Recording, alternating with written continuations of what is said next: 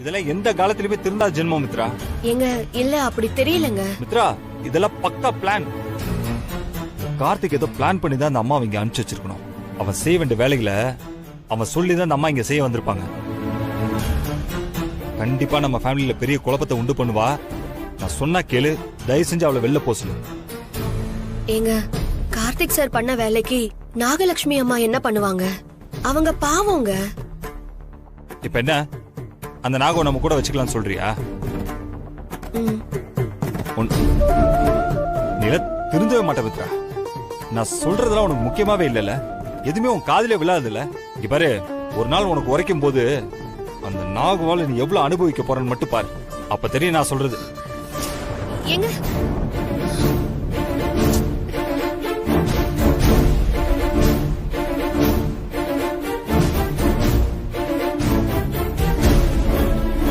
மித்ரா, வேண்டாமா?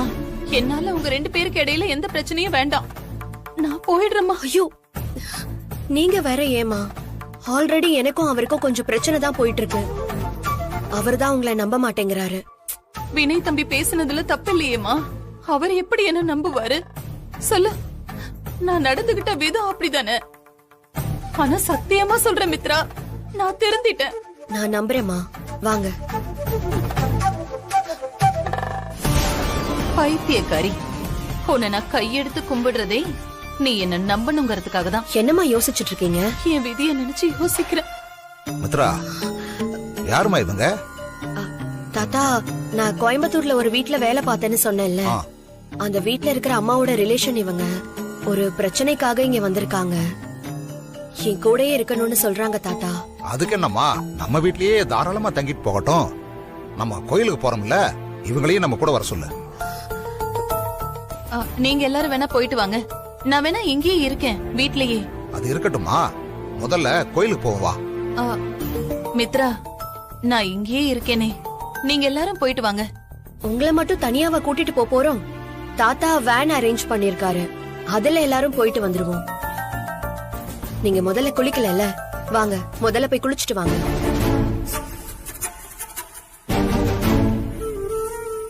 எல்லாரும் கோவிலுக்கு போறீங்களா? மித்ரா, அதுக்கு முன்னாடியே உனக்கு சங்கு ஊதுறேன். நீ எப்படி கோயிலுக்கு போறேன்னு நானும் பாக்குறேன். என்னம்மா யோசிக்கிற? யோ டேய், இப்ப மொபைல தூக்கி வீசுன? உன்னதான்டா கேக்குறேன். நீ பாரு மாம்சே, நான் என்ன சொல்ல வரேன்னு கொஞ்சம் கூட புரிஞ்சுக்காம திரும்ப திரும்ப தப்பு பண்ணிட்டே இருக்கா மாம்சாவ. யாரு? வேற யாரு? மித்ராதான். என்ன பண்ணா? அந்த நாகு இருக்கால. யார்? அந்த பொண்ணாக்கு முட்டியா? ஆமாயா, அவளுக்கு என்ன? அந்த புண்ணாக்கு மட்டும் தான். காந்திமதி அம்மா அவ குணம் தெரிஞ்சு அந்த வீட்டை விட்டு துரத்தி விட்டுருப்பாங்க போல. காந்திமதி அம்மா துரத்தி விட்டுட்டாங்க. எனக்கு அடைக்கலம் கூட மித்ரான்னு கண்ணை கசக்கிட்டு வந்து நிக்கிறா. மித்ராவாத உண்மை நம்பி இங்க வீட்டுக்குள்ள சேர்த்து வச்சிருக்காயா? என்னடா சொல்ற? பொண்ணாக்கு முட்டி வீட்டுக்குள்ள விடுறது வாய்க்குள்ள விஷத்தை ஒழிச்சு வைக்கிறதுக்கு சமண்டா. அவளை எதுக்குற இந்த வீட்டுக்குள்ள விட்டா? அதான் மாம்ச நானும் சொன்னேன், அந்த நாகு ஏதோ பிளானோட தான் இங்க வந்திருக்கானு. எனக்கு என்னமோ அந்த கார்த்தி தான் அவளை அனுப்பிச்சு வச்சிருப்பானு ஒரு டவுட்டா இருக்கு மாம்சு. மாம்சு, நம்ம குடும்பத்தை அவன் ஏதோ பண்ணுங்கிறதுக்காக தான் அவளை இங்க அனுப்பிச்சு வச்சிருக்கான்னு நினைக்கிறேன். யோ, நான் மித்ரா கிட்ட அதை பத்தி எவ்வளவு எடுத்து சொல்லியும் ஆனா கொஞ்சம் கூட அதை பத்தி கேட்கவே மாட்டேங்கிறாயா? நாம சொன்னா தப்பு பண்ணவங்க திருந்த மாட்டாங்களா? இன்னொரு வாய்ப்பு கொடுங்கன்னு சொல்றா. அவன் ஏன்டா இப்படி பண்றா? அவன் என்ன முட்டாளா என்ன? யோ, அதுதான் நானும் கேக்குறேன். ஏமாப்ல, அவளால எவ்வளவு கஷ்டப்பட்டோம். அவன் என்ன பண்ணா? விக்ரம கடத்தினா உனக்கு கெட்ட பேர் வாங்கி கொடுத்தா. ஒரு தடவை காந்திமதி அவளை வீட்டு விட்டு துரத்ததுக்கு அப்புறம் மித்ரா கிட்ட தான் அவன் வந்து கெஞ்சினா, இனிமே தப்பு பண்ண மாட்டேன், வீட்டுக்குள்ள சேர்த்துக்கோங்க. மித்ரா சொல்லி காந்திமதி சேர்த்துக்கிட்டாங்க. அப்புறம் மித்ராக்கே அப்ப வச்சால. இதெல்லாம் மித்ராக்கு தெரியல. இதெல்லாம் தெரிஞ்சு மறுபடியும் எதுக்காக அவளை சேர்த்துக்கிட்டா? லூசா மாப்பிள பொண்டாட்டி. நானும் எவ்வளவு சொல்லிட்டேன் மாம்சு, அவ கொஞ்சம் கூட கேக்குற மாதிரியே தெரியலையா? அதான் செம்ம கடுப்புல இருக்கேன் நான். கடுப்புல இருந்தானா அந்த பொண்ணாக்கு மட்டும் மூஞ்சில போய் 4 குத்து குத்தணும். அதை விட்டுட்டு என் மொபைல் தூக்கி வீசின. நல்ல வேலை பெட் மேல விழுந்தது. கீழே விழுந்திருந்தா மொபைல் உடைஞ்சிருக்கும். நான் மொபைலுக்கு என்ன பண்றது? யோ, உனக்கு இப்ப மொபைல் தான் முக்கியமா? ஆமா, எனக்கு மொபைல் முக்கியமாப்ல. இத பாரு, நீ முதல்ல போய் பொண்டாட்டி கிட்ட எடுத்து சொல்லு, இப்படி எல்லாம் பண்ண வேண்டான்னு. யோ, உனக்கு புரியுதா இல்லையா? நான் எத்தனை தடவை தான் அவளுக்கு எடுத்து சொல்றது? அவளுக்கு புரியவே மாட்டேந்தியா? மாம்சு, நான் என்னதான் சொன்னாலே என்ன கொஞ்சம் கூட மனுஷனாவே மதிக்க மாட்டேங்கிறாயா? மம்மி, சொல்லு விக்ரம். ஏன் மம்மி அழுவுற?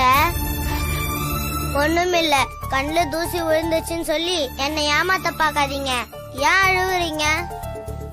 ஒண்ணும் இல்ல விக்ரம், இது வேற விஷயம். இல்ல மம்மி, எனக்கு சொல்லுங்க.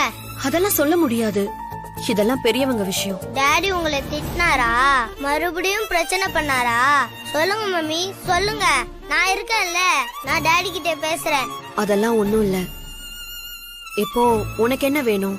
காஃபி டீ ஏதாவது போட்டுட்டு வரவா? இப்போ அதெல்லாம் பிரச்சனை இல்ல. இப்போ நீங்க ஏன் அழுகுறீங்க? இப்போ என்ன பிரச்சனை? டாடி என்ன சொன்னாரு? என்கிட்ட சொல்லுங்க மம்மி. நீ என்னடா பெரிய மனுஷன் மாதிரி ஓவரா பேசிட்டு இருக்க? அதான் சொல்றேன்ல ஒண்ணும் இல்லன்னு. சும்மா சும்மா கேட்டுட்டு இருக்க. நீங்க என்ன பேசினாலும் நான் விட மாட்டேன். சொல்லுங்க மம்மி, என்ன ஆச்சு? ஏன் ஓரமா உட்கார்ந்து அழுதுகிட்டு இருக்கீங்க? யார் என்ன சொன்னா? டாடி தானே. நான் கேக்குறேன். சும்மா இருக்க மாட்டேன். சொல்லிட்டே இருக்கேன், திரும்ப திரும்ப பேசிக்கிட்டு. பெரிய மனுஷன் மாதிரி பேசாத. உன் வயசுக்கு தகுந்த மாதிரி பேசு. போ போன்னு சொல்றேன்ல. என்ன மாதிரி ஒரு வாழ்க்கை வாழறாங்கன்னு தெரியலங்க. ஒருவேளை அவங்க பிரிஞ்சிட்டாங்களா? நமக்காக பேருக்காக இருக்காங்களா? ஒருவேளை கோச்சிக்கிட்டு தாலியை கிளியை எடுத்து போட்டுட்டாளா? எதுவுமே தெரியலங்க. வினய் ஏன் அவகிட்ட கடுகடுன்னு நடந்துக்கிறான்னு எனக்கு இப்பதாங்க புரியுது. தாலியே போடாதவள எப்படி புருஷ மதிப்பான்? கமலம், நாமளா அவசரப்பட்டு ஒரு முடிவுக்கு வர வேண்டாம். ஆனா ஒரு விஷயம், அவங்களுக்குள்ள ஒரு சின்ன மனஸ்தாபம். அவங்களா பேசி ஒரு முடிவுக்கு வரட்டும்னு இருந்தேன். இல்லனா நான் பேசி சரி பண்ணி வைக்கலாம்னு நினைச்சேன். ஆனா அவங்க 2 பேருக்கு இடையில பெரிய பிரச்சனை இருக்கும் போல் இருக்க. கழுத்துல தாலி போடாத அளவுக்கு பெரிய இடைவெளி இருக்குன்னா அது பெரிய பிரச்சனையா தான் இருக்கும். ஆனா ஒண்ணு கமலம், என்ன ஆனாலும் சரி அவங்கள சேர்த்து வைக்காம நான் விட போறதில்ல. அவங்களுக்குள்ள எவ்வளவு பெரிய பிரச்சனை இருந்தாலும் என்ன ஏதுன்னு தெரிஞ்சுக்கணுங்க. ஏன் பிரிஞ்சாங்க? ஏன் கழுத்துல தாலி கூட போடாம இருக்கா? எலியும் பூனையும் மாதிரி சுத்திட்டு இருக்காங்கன்னு கண்டுபிடிக்கணுங்க.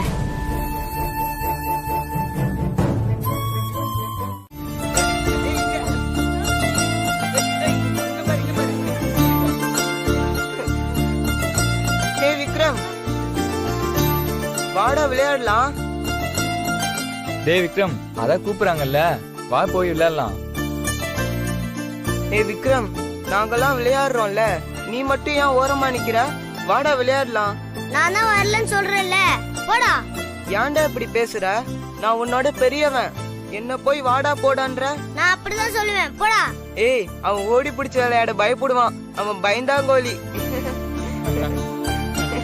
யாரா பயந்தாங்கோலி? நீ தாண்டா பயந்தாங்கோலி. மரியாதையா போயிடுங்கடா, இல்லனா அடிச்சிருவேன். என்ன அடிச்சிருவியா? நீ என் கிட்ட சண்டை போடுறத விட உங்க அம்மா அப்பா கிட்ட போய் சண்டை போடு. அவங்க தான் எப்ப பார்த்தாலும் சண்டை போட்டுக்கிட்டே இருக்காங்க. நீ உன் அப்பா கிட்ட சண்டை போட்டு உன் அம்மா கூட பேச சொல்லு. அப்ப ஒத்துக்கிறோம் நீ வீரனா இல்லையான்னு. சும்மா என் கூட வந்து சண்டை போடாத. டேய், மரியாதையா பேசுறா. எங்க அப்பா அம்மா பாட்டி ஏதாவது பேசுன அவ்வளவுதான்டா உனக்கு. அப்படிதான்டா பேசுவேன். நீ பயந்தாங்கோலி பயந்தாங்கோலி பயந்தாங்கோலி. டேய், எங்க அப்பா அம்மா பத்தி பேசாதடா.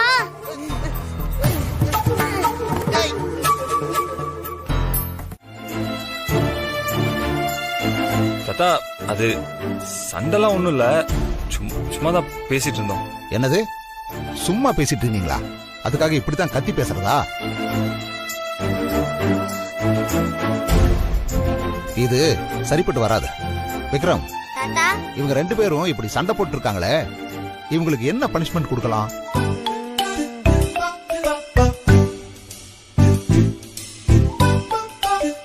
தாத்தா, இது ஏதோ யதார்த்தமா நடந்தது. நீங்க வேற பனிஷ்மெண்ட் அது இதுன்னு. இனிமே அப்பெல்லாம் எதுவும் பண்ண மாட்டோம் தாத்தா. நீங்க 2 பேரும் பேசக்கூடாதுன்னு சொன்ன. தாத்தா, இவங்கள இம்போசிஷன் எழுத சொல்லலாம். இம்போசிஷனா? ஆமா தாத்தா, நானும் என் ஃப்ரெண்டு குமாரும் ஸ்கூல்ல சண்டை போட்டுக்கிட்டோம். அதுக்கு தண்டனையா இம்போசிஷன் எழுத சொன்னாங்க. ஐ லவ் யூ குமார்னு என்ன எழுத சொன்னாங்க. ஐ லவ் யூ விக்ரம்னு என் ஃப்ரெண்டை எழுத சொன்னாங்க. அதே மாதிரி மம்மிய வந்து ஐ லவ் யூ வினய்னு எழுத சொல்லுங்க. டாடிய லவ் யூ மித்ரான்னு எழுத சொல்லுங்க. இப்படி 2 பேரும் 1000 முறை இம்போசிஷன் எழுதணும். அடடா சூப்பரா இருக்கே, நல்ல பனிஷ்மெண்ட் கொடுத்தா இப்படி ஒரு பனிஷ்மெண்ட் கொடுக்கணும். அப்பதான் சண்டை சச்சரவு இல்லாம அன்பா இருப்பாங்க. தாத்தா அவன் ஏதோ விளையாட்டு சொல்றான் தாத்தா, நீ போய் அதை ஏதோ சீரியஸா எடுத்துக்காதீங்க. வினய், அவன் சரியா தாண்டா சொல்லியிருக்கான். நீங்க தான் அதை விளையாட்டா எடுத்துக்கிறீங்க. அவன் சொன்னதை எழுதுங்க, அப்பதான் அதனோட அர்த்தம் என்ன, பாதிப்பு என்னன்னு உங்களுக்கு தெரியும். கண்ணா தாத்தா போய் நோட்டும் பேனாவும் எடுத்துட்டு வா. சரிங்க தாத்தா. டேய் தம்பி,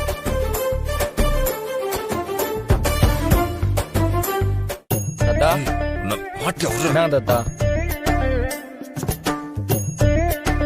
இந்தாப்பா, நீ எழுது. பொடி இந்தா, இந்தாம்மா நீ எழுது, வாங்கிக்க.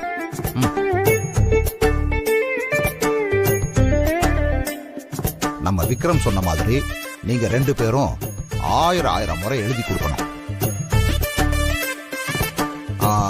அது நீ எவ்வளவு நேரம் சொன்ன?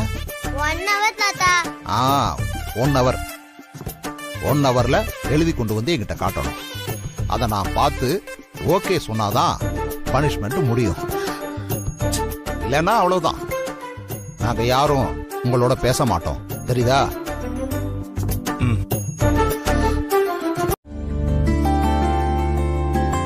டேய் பாத்தியா, அங்கிள் கோவெல்லாம் குறைஞ்சிருச்சு. விக்ரம், உங்க மம்மிக்கு லவ் மூட் ஸ்டார்ட் ஆயிடுச்சு. பாரு, முகம் எல்லாம் சிரிப்பா இருக்கு. போய் பார்க்கலாம்.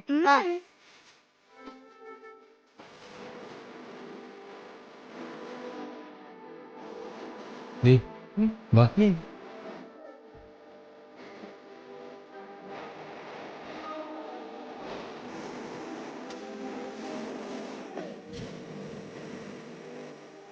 I love you, Mitra.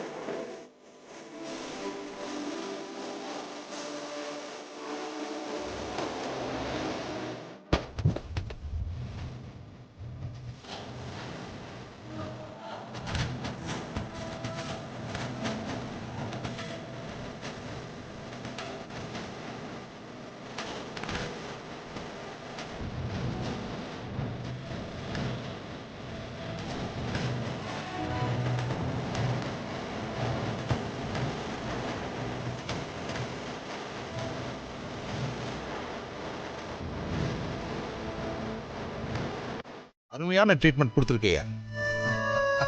இப்ப எழுதுனா மனசுல உள்ள கோபம் எல்லாமே பறந்து போய் புருஷனுக்கு பொண்டாட்டி மேலையும் பொண்டாட்டிக்கு புருஷன் மேலையும் அன்பு அதிகமாயிடும். ஆமாங்க, நமக்கு கூட இது தெரியல. சின்ன பையன் எவ்வளவு அழகா சொல்லிட்டான் பாருங்க. தாத்தா, இப்ப என்ன பண்றது? அவ்வளவுதான், அவங்க தான் ராசி ஆயிட்டாங்கல்ல.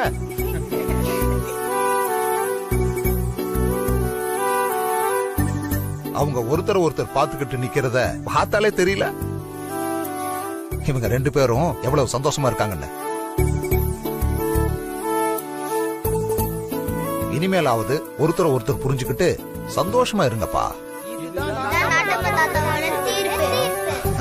பாரா, சரி, வெளியில போய் விளையாடுறீங்களா? என்ன தாத்தா, நாங்க போய் விளையாட்டுமா? டேய், நம்ம போய் விளையாடலாமா? பாத்து ஜாக்கிரதை. என்னங்க, ராசி ஆயிட்டாங்க போல இருக்கு. இல்ல கமலம், இப்போதைக்கு ராசியா இருக்காங்க. அவங்களுக்குள்ள இருக்கிற பிரச்சனையே வேற. என்னங்க,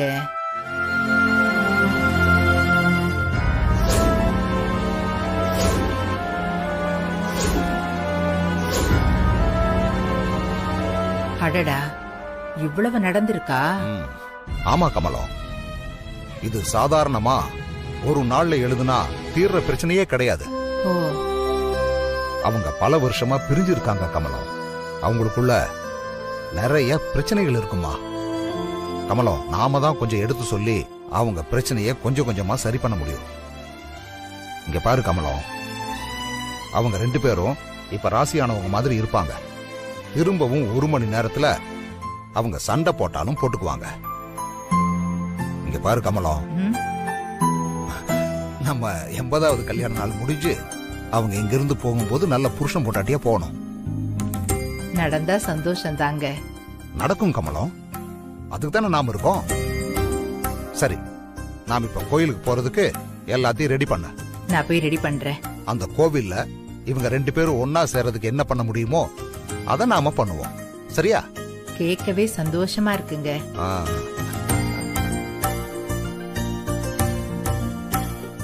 இங்க சிங்கம் புலிலாம் வருமா? அட, இங்கெல்லாம் வராது.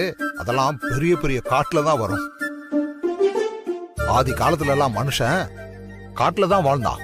அதனால ஆரோக்கியமாவும் திடமாவும் இருந்தான். ஆனா இந்த காலத்து மனுஷங்களால காடு மலை எல்லாமே அழிஞ்சு போச்சு. நம்ம ஆரோக்கியம் அழிஞ்சிருச்சு, காடும் அழிஞ்சிருச்சு. அதனாலதான் இதெல்லாம் நமக்கு புதுசா தெரியுது. ஏங்க பேசாம சாப்பிடுங்க. இங்க பாருங்க, எல்லாரும் சாப்பிடுங்க. பாப்புல பயப்படாதடா. நான் தான் சும்மா அப்படி புலி மாதிரி சவுண்ட் கொடுத்து மிமிக்ரி பண்ணேன். யோ, யாரும் சுத்தமா பயப்படல. பேச சாப்பிடியா? உத்தரவு மாப்ள. என்ன எல்லாரும் இப்படி அமைதியா இருக்கீங்க? அதான் நான் வளவளம் தான் பேசிட்டு இருந்தேன். மாப்பிள்ள தான் பேசாம சாப்பிடுன்னா, அதனாலதான் நான் சாப்பிடாம பேசுறேன். பேசாம சாப்பிடுறேன். பேசத்தானே கூடாது. நாங்க சாப்பிடுறோம், நீங்க யாராவது பாடுங்க. வினய் பாடி ஆரம்பிங்க. பாடுறதா? எது பாடுறதான்னு கேக்குற? ஏப்பா என்னப்பா இது? அந்த காலத்துல மனுஷனும் பாட்டும் ஒன்னா சேர்ந்துருந்ததுப்பா. நாங்கெல்லாம் காட்டுல விவசாயம் பண்ணிக்கிட்டே அலுப்பு தெரியாம இருக்க பாடிக்கிட்டே வேலை பார்ப்போம். இந்த மாதிரி ஒரு 10 பேர் சேர்ந்தாலும் பாட்டு பாடிக்கிட்டே இருப்போம். அது அலுப்பு தெரியாம இருக்கிறதுக்காக.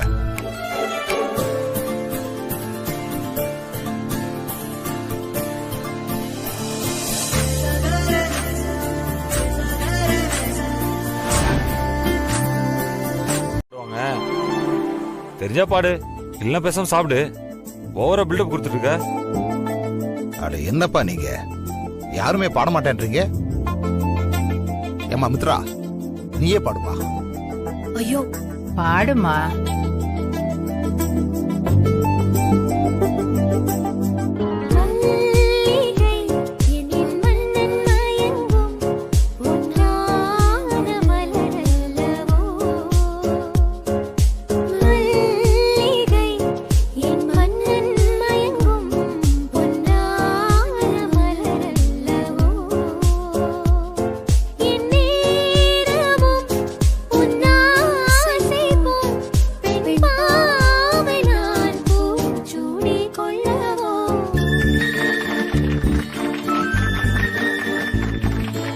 ஆஹா, என்ன அருமையான பாட்டு. தீர்க்க சுமங்கலி படத்துல KR விஜயா முத்துராமனை பார்த்து இந்த பாட்டை பாடுவாங்க. அருமையான பாட்டுமா இது இல்ல? மாப்ள, மித்ர ஒன்ன நினைச்சு பாடின மாதிரியே இருக்கு. மாமா சொன்ன மாதிரி அவ KR விஜயா. இவ KR விஜயா, நான் முத்துராமனா? குத்துன பேசாம வாய் முட்டு சாப்பிடியா? வாய் மூடிட்டு சாப்பிட முடியாது மாப்ள. வாயை திறந்தாதான் சாப்பிட முடியும். நல்ல அனுபவம் இது. உங்க எல்லாருக்கும் பிடிச்சிருக்கும்னு நினைக்கிறேன். நான் அடிக்கடி சொல்லுவேன்ல, வாழ்க்கைங்கிறது ஒரு முறைதான். அத சந்தோஷமா நல்லா வாழ்த்துட்டு போகணும். அப்புறம் ஒரு முக்கியமான விஷயத்த சொல்றேன். மத்தவங்கள சந்தோஷமா வச்சுக்கணும். அதான் முக்கியம்.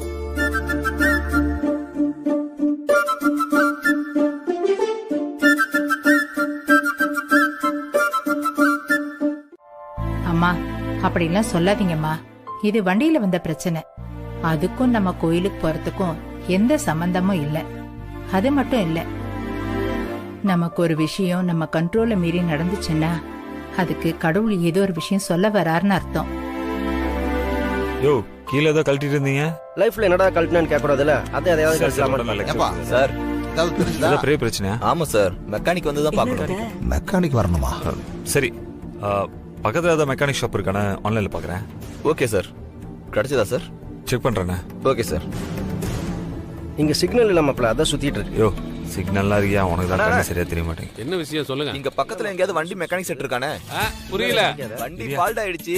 பக்கத்துல எங்கனே மெக்கானிக் செட் இருக்கும்? ஒண்ணு விளங்கலையே. வண்டி ரிப்பேர் ஆயிடுச்சு. காது கொஞ்சம் கேட்காது. காது கேட்காதா? இதோ வரேன். புரியல. அடா போயா. தம்பி ஏதோ சொல்றாரு, என்னன்னு கேளுங்க. அண்ணே பக்கத்துல ஏதாவது மெக்கானிக் ஷாப் இருக்கா? மெக்கானிக் ஷாப் இங்க இருந்து 5 மைல் பக்கம் வருமே. 5 மைலா? ஆமா. நீங்க ஏதாவது போறீங்களா அந்த பக்கம்? இல்லப்பா, நான் வயக்காட்டுக்கு போறேன். வயலுக்கா? ஏதாவது கொஞ்சம் போய் பார்க்க முடியுமா? இல்லப்பா, நேரமாச்சு, வயக்காட்டுக்கு போகணும்ல. நீங்க போங்க. சரிப்பா, நன்றி. வரேன். நீங்க வாங்க. என்ன கமலம், என்னப்பா என்ன சொன்னாங்க?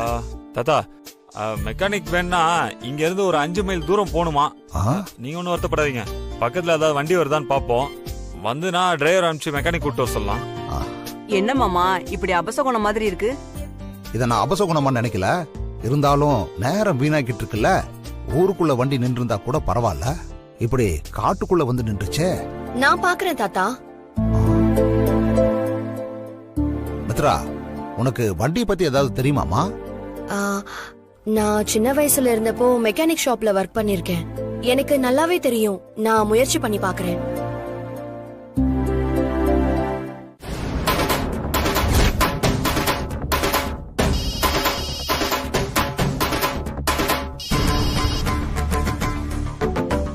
மேடம், அப்படியா? சரி மேடம். மேடம் நீங்க வரலையா? நான் வரல. நீங்க கச்சிதமா வேலையை மட்டும் முடிங்க. சரிங்க மேடம். நான் வேலையை முடிச்சுட்டு உங்களுக்கு தகவல் சொல்றேன் மேடம். ஓகேப்பா. யாரு போன்ல? அந்த நாகலட்சுமி அம்மா தான் போன் பண்ணாங்க. அவங்க அந்த வேன்ல வரலையா? என்னாச்சு அவங்களுக்கு? அந்த அம்மா அவங்க கூட தான் வேன்ல வந்திருக்காங்க. அந்த வினைக்கு இவங்க மேல சந்தேகம் அதிகம் வந்ததுனால அந்த வேன்ல வந்தா மாட்டிப்போன்னு பாதி வழியிலேயே திரும்பி போயிட்டாங்களாம். அப்போ நாம எதுவும் செய்ய வேண்டாமா? உங்களை வச்சுதான் எல்லாத்தையும் பண்ண சொல்லிருக்காங்க. கோயிலுக்குள்ள போய் அவங்க கூட நீங்க கலந்துக்கணுமா மேடம்? எனக்கு போட்டோவை அனுப்பி வச்சிருக்காங்க. போட்டோ வேடு.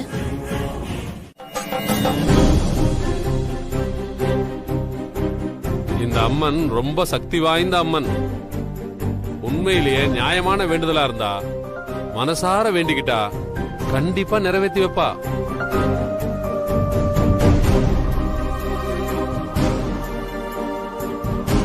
சரிங்க ஐயா, பூஜையை ஆரம்பிச்சிடலாமா? உங்க பொண்ணை வர சொல்லுங்க. என் பொண்ணு வர முடியாத சூழ்நிலை சாமி. இந்த அம்மனோட சிறப்பே பெண் வாரிசு தான் பூஜை பண்ணணும். இந்த கோயில் உருவாக காரணமா இருந்த விவசாயியோட மகள் உருவத்துல அந்த அம்மன் வந்ததால பெண்கள் பூஜை பண்றது ஐதீகம். அதைத்தான் நாங்க பின்பற்றிட்டு வர்றோம்.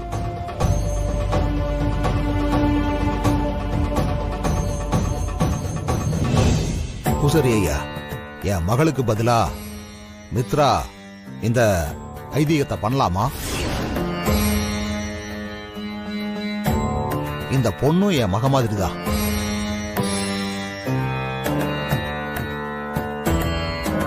ஓ, தாராளமா பண்ணலாமே.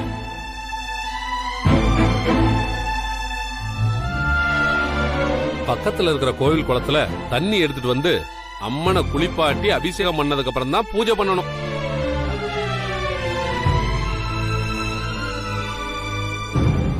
ஆஹா, கோயில் குளத்துல தண்ணி எடுக்க போறியா?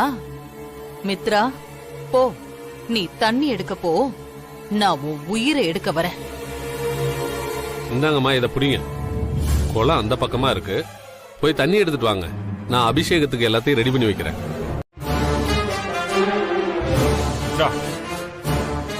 ஏன் இப்படி பண்ற?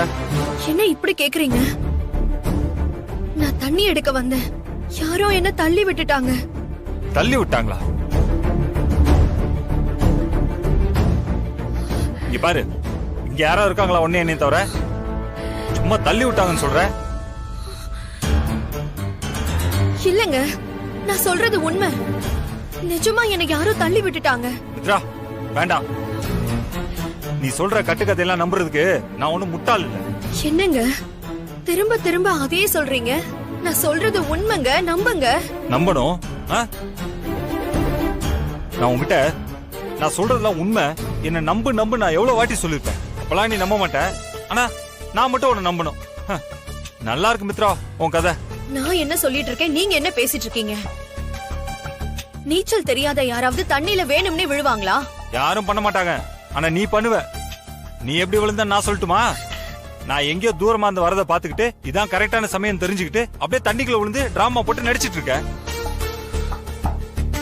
நான் வந்து உன்னை காப்பாத்துவேன், உன் மேல பரிதாபப்பட்டு உன்னை ஏத்துப்பேன்னு அதுக்காக தானே இந்த மாதிரிலாம் டிராமா போட்டுட்டு இருக்க. அரண்டவன் கண்ணுக்கு இருண்டதெல்லாம் பேயின்னு சொல்லுவாங்க. அந்த மாதிரி தான் நீங்க பேசிட்டு இருக்கீங்க. நான் அரண்டவன் தான்.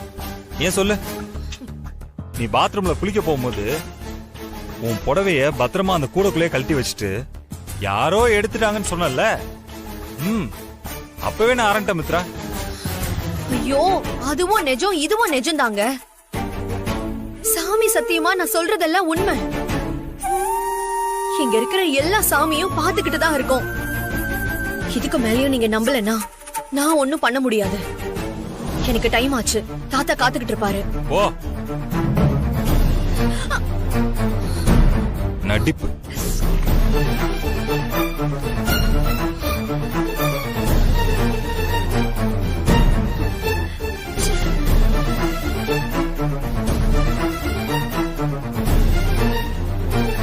வாங்களோ அம்மா தாயே.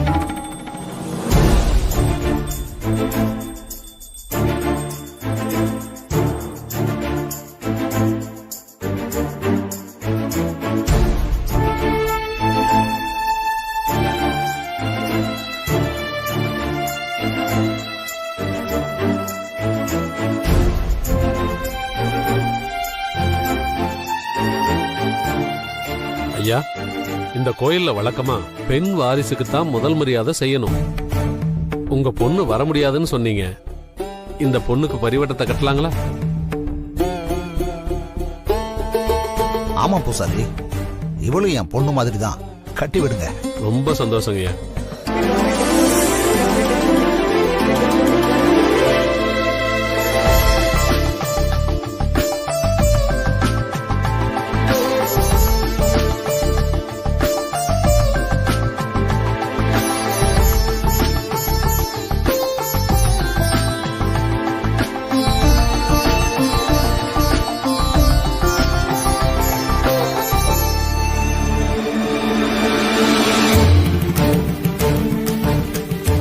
கதைய முடிக்கலான்னு பார்த்தா பரிவட்டம் அது இதுன்னு சொல்லி உயிரை வாங்கிக்கிட்டு இருக்காங்க.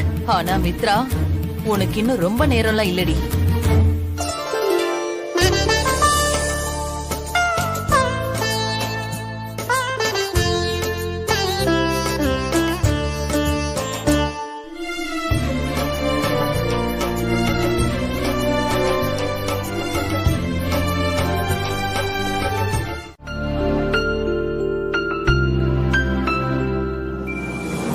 என்ன எல்லாரும் ஆச்சரியமா பாக்குறீங்க? இந்த கோயிலோட தல விருட்சம் இது. இதுக்கு ஒரு அபூர்வ சக்தி இருக்கு. இந்த அம்மனே இந்த மரத்துக்கடியில சுயம்புவா ரூபத்துல வந்ததா ஒரு ஐதீகம் இருக்கு. அப்புறம் இன்னொரு முக்கியமான விஷயம், எல்லாரும் கவனமா கேளுங்க. இந்த மரத்துல அந்த அம்மனே குடிகொண்டு இருக்கிறதா நம்பப்படுது. அதனால நம்ம மனசுல உள்ள வேண்டுதல், நிறைவேறாத ஆசைகள், இல்ல இவங்க இப்படி இருக்கணும், அவங்க அப்படி மாறணும், நல்லது நடக்கணும்னு எது வேணாலும் வேண்டிக்கிட்டு ஒரு சீட்டை எழுதி இந்த மரத்துல தொங்க விட்டா போதும். கண்டிப்பா எண்ணி 9 நாள்ல அது நடந்தே தீரும். எத்தனையோ பேருக்கு நடந்திருக்கு. நீங்க வேணா உங்க நிறைவேறாத ஆசைகளை ஒரு சீட்ல எழுதி தொங்க விடுங்க. வாங்க.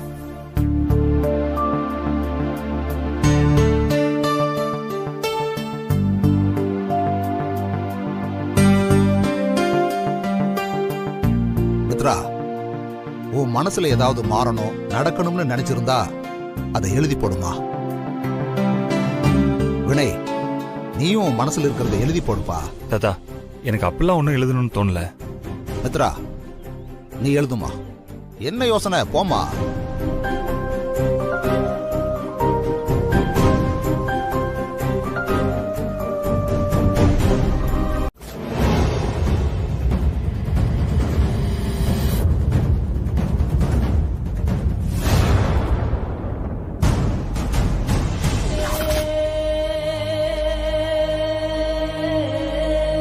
என்னத்த பெருசா எழுதியிருக்க போறா?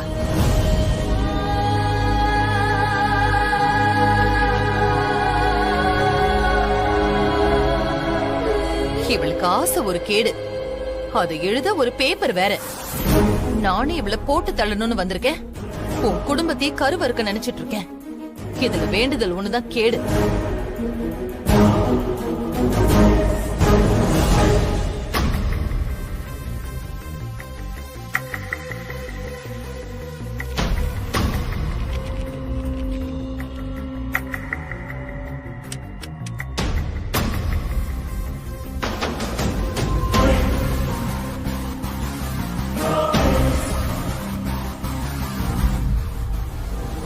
வினைக்கு என் மேல இருக்கிற சங்கடம், வருத்தம், கோவம் எல்லாமே போகணும்.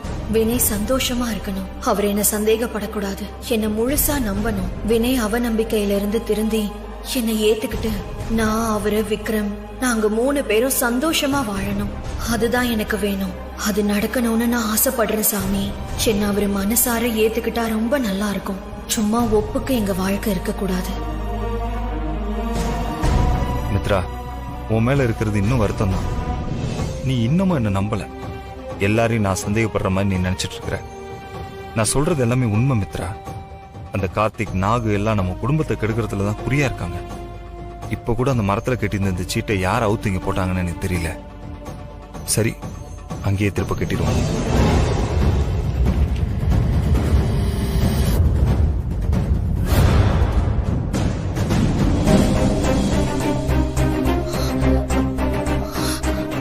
எனக்கு அம்மனோட கயிறு கட்டி விட்டாருல்ல. ஐயோ, அத காணோம். அபசகுணமா இருக்கே. உயிருக்கு எந்த ஆபத்தும் வரக்கூடாதுன்னு கட்டி விட்டாங்க. இப்ப நான் அதை எங்க போய் தேடுவேன்?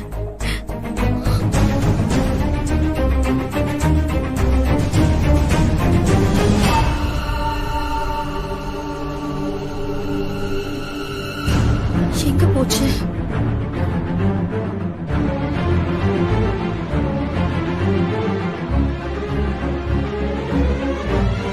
என்ன வினய், என்ன பண்றீங்க?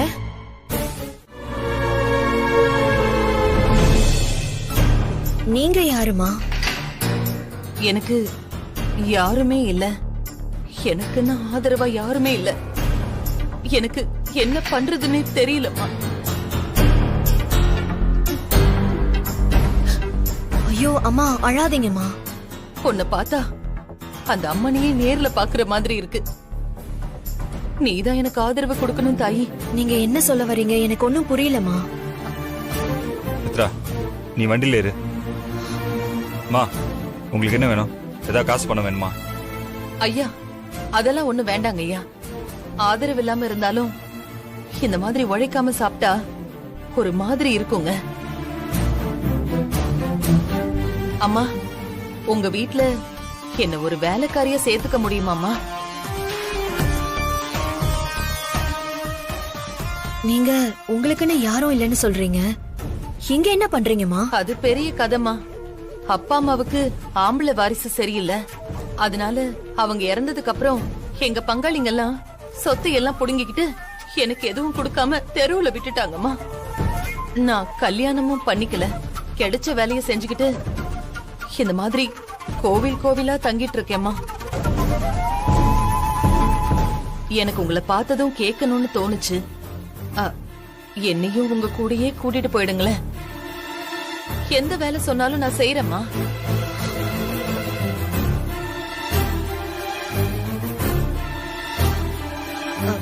சரிம்மா, வண்டியில இருங்க.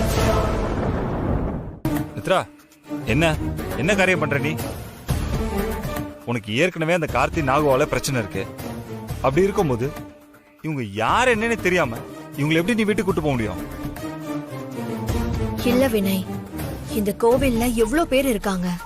அவங்களெல்லாம் விட்டுட்டு என்கிட்ட மட்டும்தான் கேட்டாங்க. அதுவும் இல்லாம அனாதன்னு சொல்றாங்க. நம்ம வீட்ல எங்கேயாவது ஓரமா இருந்துட்டு போட்டுமே. இல்ல மித்ரா, நான் மறுபடியும் சொல்றேன், நீ பண்றதெல்லாம் கொஞ்சம் கூட சரியே இல்ல. அவங்களுக்கு ஏதாவது உதவி பண்ணுனா ஏதாவது காசு பணம் கையில கொடுத்து விடு, அது போதும். அதை விட்டுட்டு அவங்க யார் என்னன்னு தெரியாம எப்படி நீ வீட்டுக்குள்ள கூட்டு போக முடியும்? இல்ல வினய், இவங்கள பார்த்தா அந்த மாதிரி எதுவும் தெரியல. எனக்கு யாரோ அடைக்கலம் கொடுத்ததுனாலதான் நான் இப்போ இங்க இருக்கேன். இவங்க சொந்தக்காரங்க வர வரைக்கும் இவங்க நம்ம கூடவே இருந்துட்டு போகட்டுமே. அம்மா நீங்க வண்டியில இருங்கம்மா. மித்ரா நான் சொன்ன